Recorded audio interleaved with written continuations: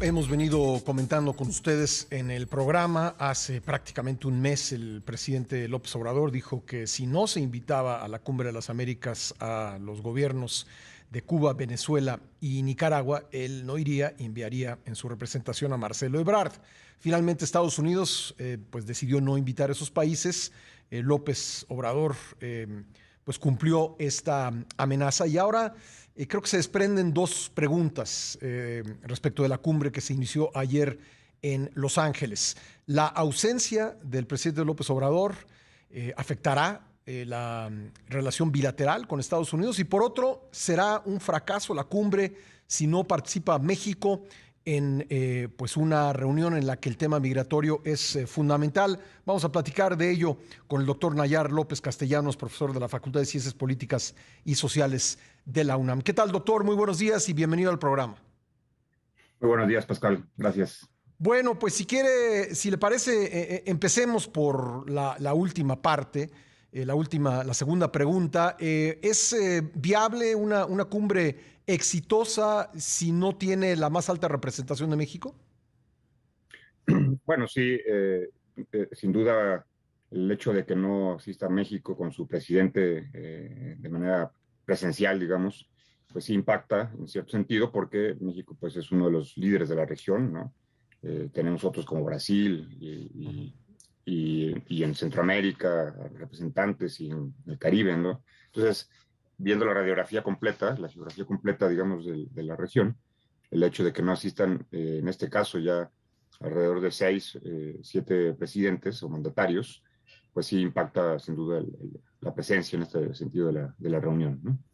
Y parecería que la sede escogida, la ciudad de Los Ángeles, que frecuentemente se considera como la segunda ciudad del mundo con más mexicanos, pues pareciera, digamos, hecha o decidida a modo para que México sea un jugador central dentro de esta cumbre, que evidentemente tiene el componente de migración, doctor. Sí, claro, no. Bueno, además, la, el escenario, digamos, estaba planteado para que se diera una reunión, una cumbre ad hoc a la lógica, digamos, de Estados Unidos, Uh -huh. porque finalmente aquí lo que sucedió fue, pues, que querer imponer una visión muy particular sobre quiénes son buenos y quiénes son malos en la película, y dejando además en este sentido pues un tema fundamental, a algunos de los actores sobre este tema tan fundamental como es el de la migración, Uh ¿no? -huh.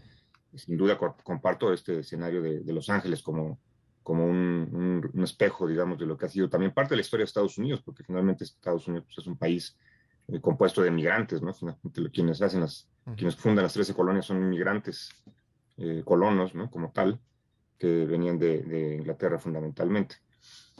Entonces, en este sentido, pues el hecho de que uno de los actores más importantes por donde pasan el 80%, 90% de los migrantes Uh -huh. hacia su territorio, pues no esté presente, incluyendo en este caso a Cuba y Venezuela, que también tienen una salida de migrantes importantes, ¿no? Claro. ¿Le parece a usted que faltó planeación en esta cumbre, que falta, digamos, un mensaje claro, un objetivo concreto?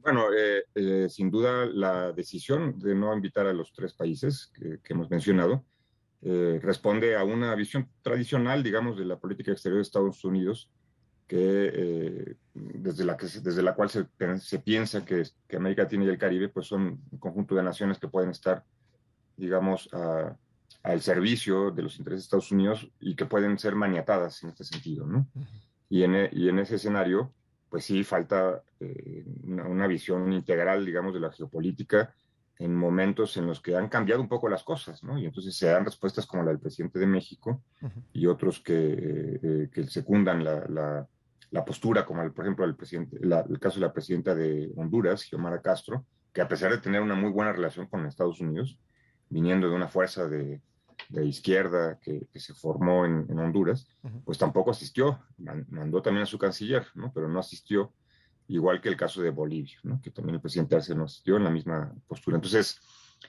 faltó prever, digamos, este tipo de respuestas, Uh -huh. y además pensaron tal vez en algún punto que era un amague, digamos, el que López Obrador iba a hacer, y tal vez no calcularon que realmente lo podía cumplir, ¿no?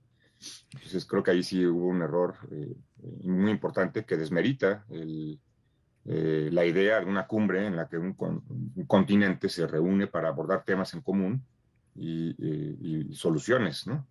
Le agradezco mucho al doctor Nayar López Castellanos, profesor de la Facultad de Ciencias Políticas y Sociales de la UNAM, que me haya esperado en la línea para seguir con esta entrevista sobre la Cumbre de las Américas. Doctor, pareciera que de repente Estados Unidos pues se acordó que tiene vecinos y en el tiempo que tardó pues, darse cuenta de ello o recordarlo, pues China ha tenido muchos avances en el continente en materia comercial, incluso en materia política. Pareciera que China ha ido llenando ese vacío que Estados Unidos ha dejado. Sin duda, esas 2 décadas que hemos vivido en el presente siglo han marcado, digamos, una presencia acelerada, rapidísima. La cantidad de inversiones que se han dado por parte de China en estos años y pues no hay prácticamente país en el que no esté presente, ¿no? Inclusive algunos han dejado de tener las relaciones con Taiwán, que es una de las condiciones de alguna manera para entablar con China.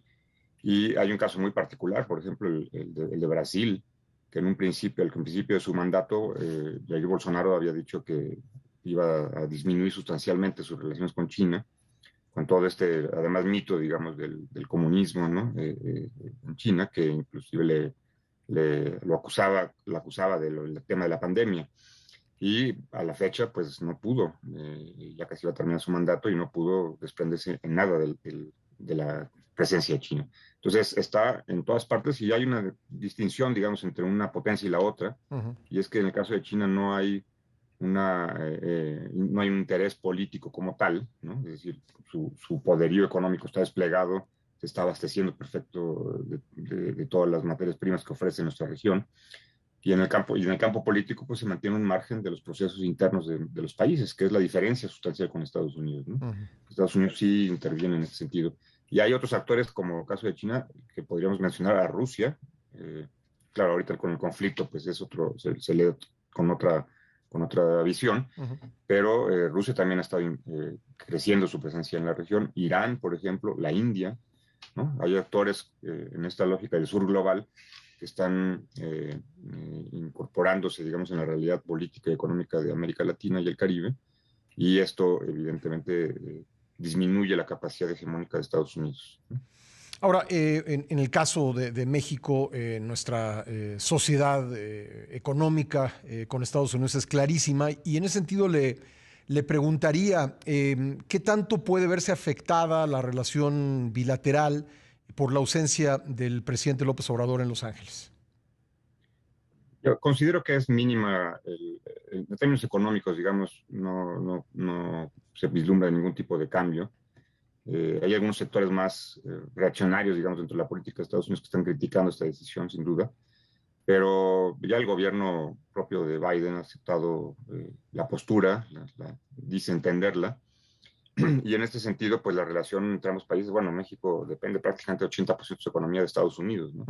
Y es, desde mi punto de vista, desde hace tiempo que México tendría que haber reorientado en algún sentido su relación económica con el exterior, no por dejar de tener la de Estados Unidos, que es natural, digamos, por la posición geográfica y por ser vecinos, sino para tener también otras miras en el escenario global de la economía, ¿no? No sé, háblese del caso de China, pero también háblese del caso de la propia América Latina. Por ejemplo, ¿por qué no ver a México incorporado en el Mercosur o en ALBA, o en la ALBA? Y de esta forma no depender de manera tan profunda como sucede con el caso de la economía estadounidense, ¿no? Entonces yo creo que no va a haber ninguna reacción, perdón, en términos de problemas económicos entre ambos países, y de hecho el anuncio mismo de que López Obrador irá en julio a Estados Unidos, pues habla de que es una decisión muy particular la que tomó, muy parecido inclusive al tema del golpe de Estado en Bolivia, cuando México decide recibir al presidente Evo Morales, cuando se da este escenario en un momento que era claro que Estados Unidos pues, estaba muy de acuerdo con este golpe de Estado, ¿no? Eso tampoco agradó a la administración estadounidense, ¿no?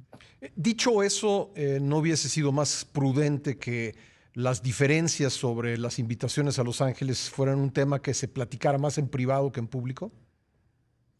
Por supuesto, tal vez podría haber tenido esa capacidad, digamos, de negociación la administración Biden y haber planteado en algunos actores importantes, no sería con algunos aliados como tal, sino como en el caso, ¿no?, del presidente López Obrador, haberle planteado la posibilidad de que no invitar a algunos países y él podría haber tranquilamente manifestado cuál sería la decisión pública si se diera este escenario, ¿no? Faltó capacidad, sin duda, de negociación ahí. Pues doctor, yo le agradezco mucho que nos haya acompañado esta mañana en el programa. Con mucho gusto, Pascal, muy buen día. Gracias, el doctor Nayar López Castellanos, profesor de la Facultad de Ciencias Políticas de la UNAM y experto en América del Norte.